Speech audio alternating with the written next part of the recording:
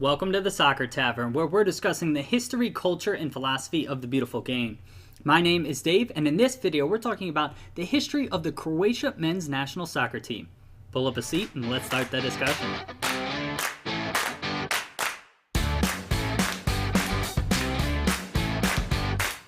Croatia is a country located in the southern central part of Europe. It has a population of about 4.2 million people.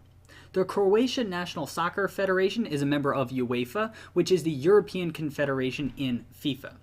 Croatia doesn't have an official home stadium, but most of the home matches are played at Stadion Maksimir in the city of Zagreb. That stadium holds about 36,000 people. The Croatian National Soccer Federation has quite a complicated history.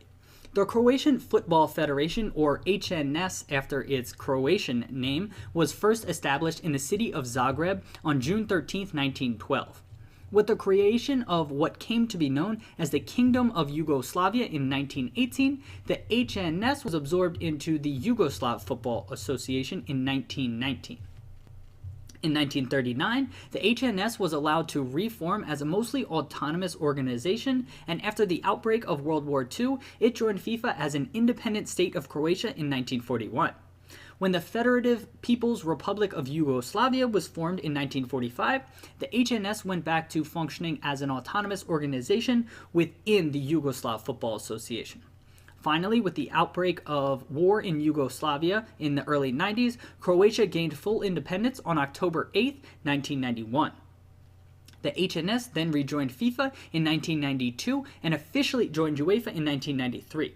So, although Croatia is a relatively young country with stats and tournament appearances, which we'll discuss later in this video, the National Soccer Federation has more or less been functioning for more than 100 years.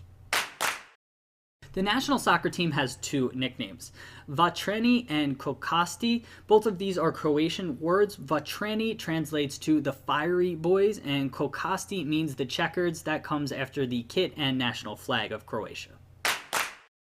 The National Federation crest is a red and white checkerboard shield rising out of an old-looking soccer ball and has the initials of HNS down the middle of the crest on a blue background.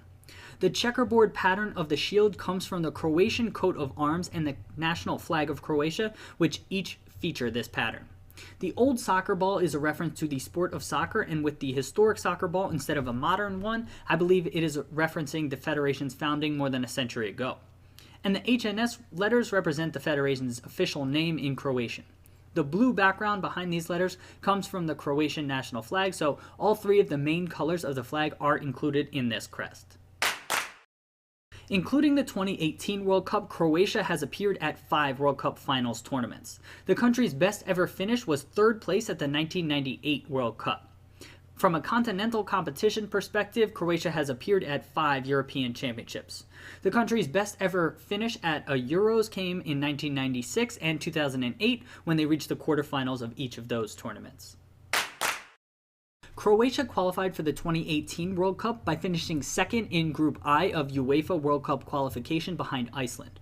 The country then won a playoff series against Greece. They've been placed in Group D of the 2018 World Cup group stage. I'd like to highlight 3 of Croatia's best historical players in this section. Vanmeer Boban was an attacking midfielder for Croatia from 1990 to 1999. He had a very successful club career and was captain of the Croatian team at the 1998 World Cup, where the country finished third, its highest ever finish. Boban assisted on the goal that secured third place for Croatia in that tournament. Like many Croatians in the 1990s, he began his international career with Yugoslavia before representing Croatia. Davor Šuker is the best past Croatian player of all time. He scored 45 goals in only 69 caps over a 10-year period. He made the UEFA Team of the Tournament at the 1996 Euros before winning the Golden Boot, which is given to the top scorer at the World Cup, at the 1998 World Cup. In 1998, as we just mentioned, Croatia finished third at that tournament, which helped Šuker finish second in the Ballon d'Or voting that year, which is given to the best player in the world.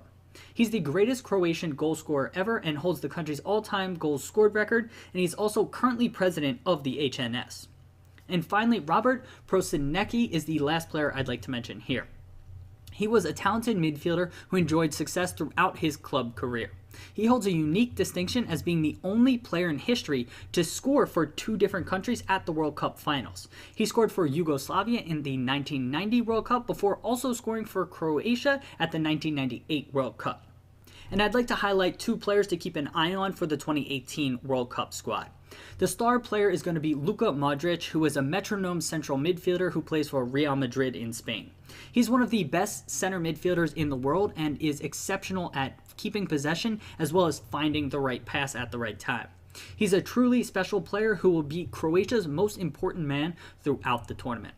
And a breakout player to keep your eye on is Nikola Vlasic.